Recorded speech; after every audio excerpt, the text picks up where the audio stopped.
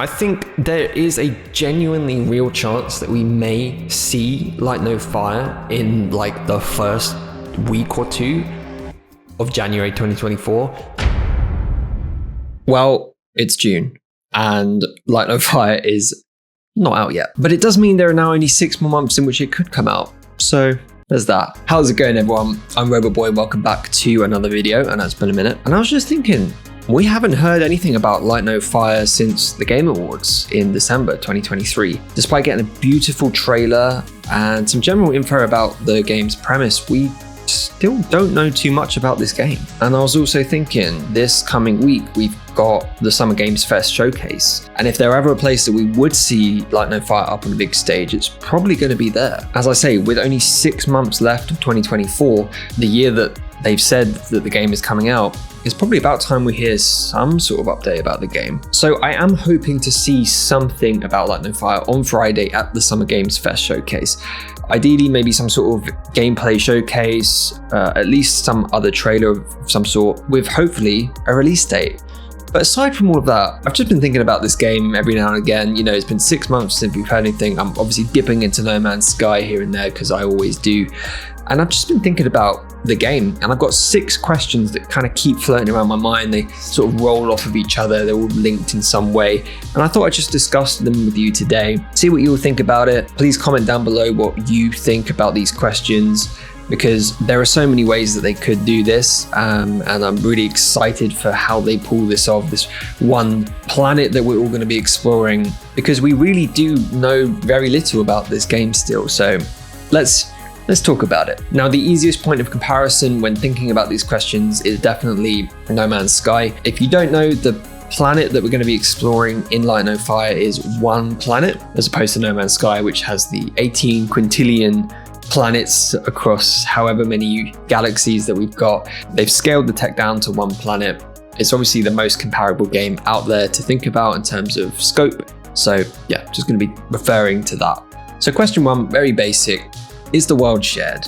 Now, what do I mean by that? Basically, if you're out roaming around, exploring, you're walking through a field, is another player who also just happens to be exploring that field going to pop up for you? Are you going to see them there? Because as we all know, when No Man's Sky released initially, the idea that you could go and meet someone else, another player on a planet, if you landed in the same spot, you would see them. That obviously did not happen.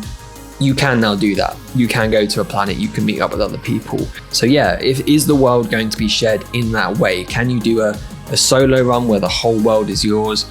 Or will you bump into other people as you're out and about? Which leads into my second question. Do we impact the world for other players? By that, if we're thinking of, let's think about the most obvious thing of terrain manipulation. If I go to a mountain and I manage to, like, you dig a hole through the mountain, is that going to persist for other players? So if another player comes across that, is that mountain going to be shaped by how I've done it for every other player? Do you have to be on the same server as me for that to happen? How is that going to work? Outside from that, in terms of impacting the world for other players, because we're all sharing the same planet, is it going to be a sort of Helldivers-esque mechanic where you're on the south side of the planet and your mate is on the north side of the planet, and there's sort of bigger things happening in the world? Are we going to be impacting that together? Are there sort of bigger stories that we can collaboratively engage with together on a sort of multiplayer scale, or is everything going to be condensed just to ourselves? My third question is, how many players can be persistent in the world at once? Now, in No Man's Sky, you can see up to 16 players on screen at once.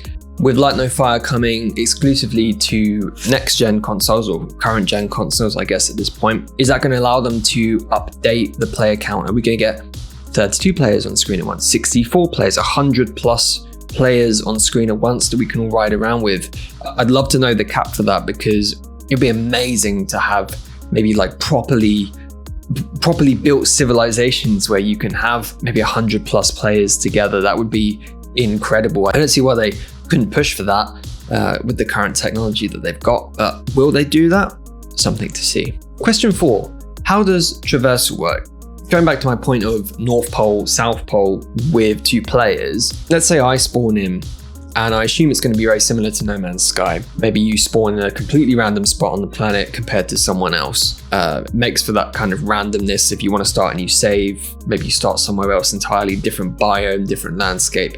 That's exciting. But if you want to meet up with your friends, how does that work? Obviously in No Man's Sky, you jump in your spaceship, you can warp to coordinates and meet up with your friends. In Light No Fire, how's that going to work? I assume there'll be maybe some sort of portal technology that we can use. I know in the trailer that we sort of saw that big guy sort of lift his head up. I assume there's going to be some sort of element of teleportation that we can use to travel distances, because obviously there's no hyperspace travel.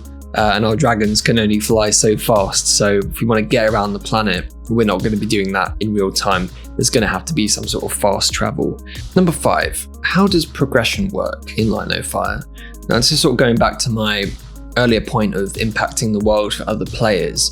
You load up into the game, what are we doing? How are we advancing? I assume, until we know more about it, I'm assuming it's going to be very similar to No Man's Sky, where there's some sort of hub, and we do see that in the trailers. There appears to be these sort of hubs around, which I assume are going to act as space stations, the equivalent of where you can go. There'll be an NPC that can give you some sort of procedurally generated quest, so we can go and complete and get rewards for that. With No Man's Sky, you're obviously building technology. That's kind of how you progress and advance, as you build better technology that allows you to go faster, have more advanced weaponry, travel further, build more extensive bases, sell more to build more things that can to make more money. Obviously set in a medieval period in Light No Fire, how's that progression going to work? Are we going to be able to upgrade our weapons? Are we going to be able to upgrade our bases?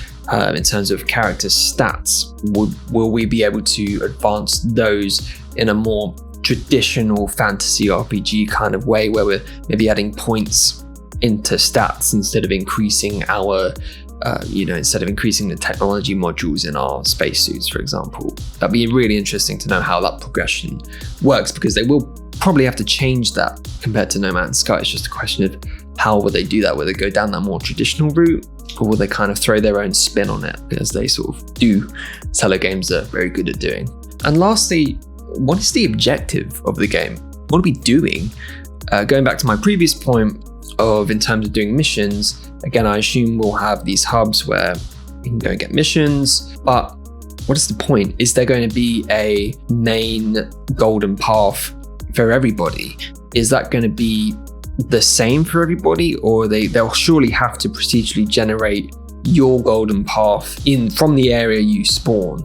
And I'm excited to see how that works, again from the perspective of, if you spawn in this sparse open desert and that's kind of all that's around you, and you have to make your story based around that landscape, how are these procedurally generated missions going to fit into that, compared to, let's say, you spawn in icy mountains, on the other side of the planet, where it's very vertical and very cold, but you've got the same missions for another player, but in terms of where you've spawned changes how that all works.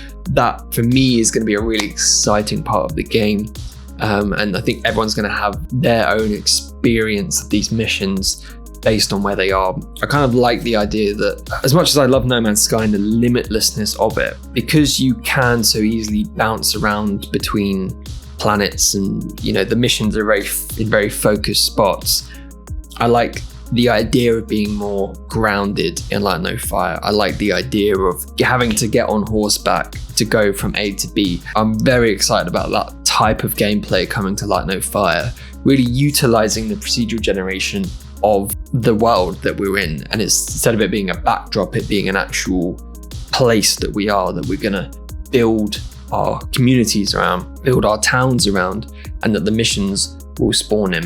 Refocusing, I guess, my point about the objectives, are we able to, are the missions going to be procedurally generated? Again, will they just endlessly generate for us if we go to these sort of hub places? Will we be able to share a sort of golden path objective with our friends? It would be great if we could all link up together through portals and then together go on this main quest that eventually we come to a sort of conclusion of the main game, and then can focus on doing our own thing.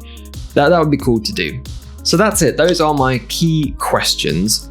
Now let's hold off until Summer Games Fest, where we should hopefully see more information about the game, hopefully. But it is important to remember that even if we don't hear anything, That's fine. Let Hello Games take their time with this. If anything has been learned from No Man's Sky's release, it's that if they need the extra time, let them have it. It's better to take the time and get it right the first time. I don't think Sean, the team, are going to risk jumping the gun again with this. So if you don't hear anything, just be chill. You know, maybe we'll still hear something later. Maybe it will come towards the end of the year. They're just not ready yet. Maybe it gets pushed back to 2025. We don't know, but I'd rather it just come out when it's ready. So what do you think about these points? Do you have any further questions? Anything you really want to know about the game? What do you think are the answers to the questions I've sort of been posing? Because they're just ideas I've been thinking about.